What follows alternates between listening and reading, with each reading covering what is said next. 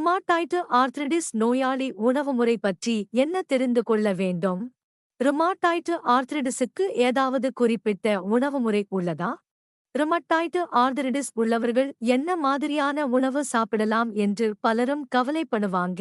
ஆனா, இந்த நோய்க்கு ஏற்கனவே ஒரு குறிப்பிட்ட டைட் இருக்குன்னு சொல்ல முடியாதுயூர். பொதுவாக பார்த்தா, சத்தான உணவு பழக்கங்களை கடைபிடிச்சா கூடுதல் சிக்கல்களை தடுக்கவும், உடல் நலத்தை மேம்படுத்தவும் உதவும்.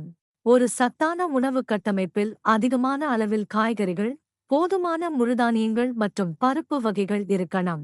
அதோட சேர்ந்து சிறிதளவு முந்திரி வகைகள் அல்லது எளிய விதை வகைகள் மற்றும் பசிவிட்ட தயிர் அல்லது கடாயில் தயாரிக்கப்பட்ட தயிரும் இருக்கலாம். நீங்க வீட்டில என்ன சமைக்கிறீங்கோ அந்த உணவையே தொடர்ந்தும் சாப்பிடலாம், சில எளிய மாற்றங்களைக் கொண்டு. உங்கள் தட்டையை 4 பகுதிகளாக பிரிச்சுக்கங்க. 1 பகுதி கார்போஹைட்ரேட், அரிசி அல்லது சப்பாத்தி, ராகி, சிவப்பு அரிசி, சோளம், சாமை மாதிரி பலதானியங்களில் செய்ததாவது தேர்வு செய்யலாம். 1 பகுதி புரோட்டீன், முட்டை, ஏதாவது பருப்பு வகை, பனீர் டோஃபு, வேக வைத்த கோழி இறைச்சி அல்லது மீன் போன்றவற்றை சேர்க்கலாம்.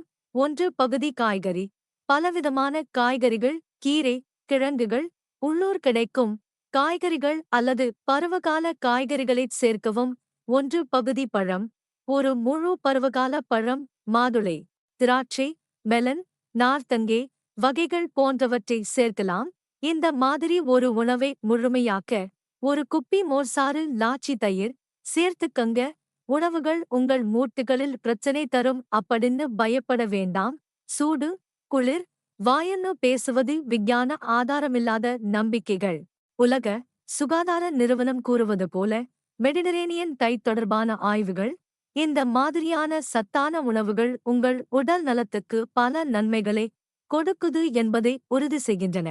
மெடிட்டரேனியன் டைட் பின்பற்ற வேண்டிய விஷயங்கள்: தினமும் புதிய அல்லது உலர்ந்த பழங்களைச் சாப்பிடுங்க. தினமும் குறைந்தது 5 வகை காய்கறிகளைச் சேர்க்குங்க. பலவிதமான நிறங்களைக் கொண்ட காய்கறிகளை தேர்வு செய்யவும்.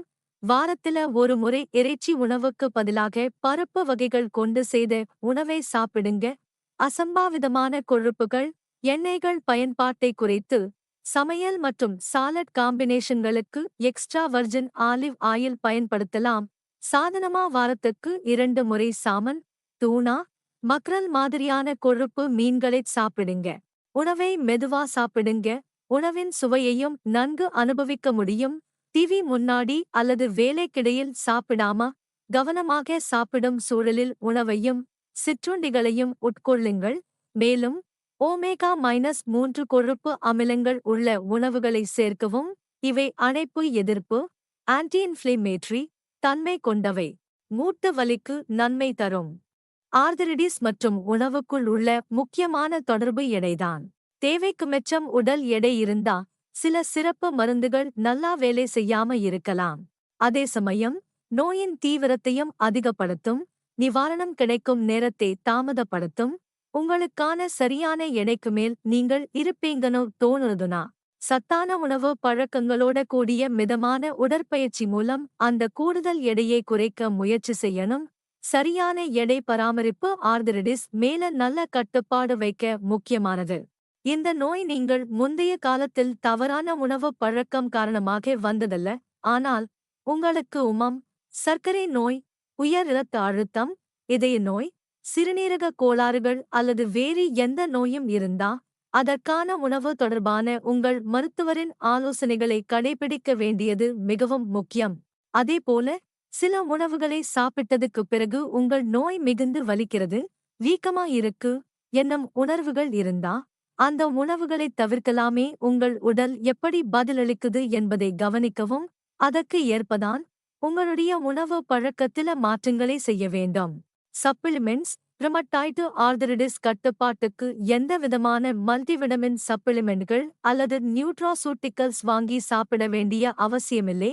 இவை நோய் கட்டுப்பாட்டுக்கு ஏதும் உதவுவதில்லை. அதனால் தேவையில்லாம பணத்தை வீணடிக்க வேண்டாம். ஒரே விதிவிலக்கு என்னவென்னா, உங்கள் மருத்துவர் சில நோய்கள் அல்லது அதற்கான சிகிச்சைகள் எலும்பு நலன், உதாரணம் ஆஸ்டியோபோரோசிஸ் அல்லது இதய நலத்துடன் தொடர்புடையது என நினைத்தால் அப்போது மருத்துவர் பரிந்துரைக்கும் சப்ளிமெண்ட்கள் மட்டும் எடுத்துக்கலாம்.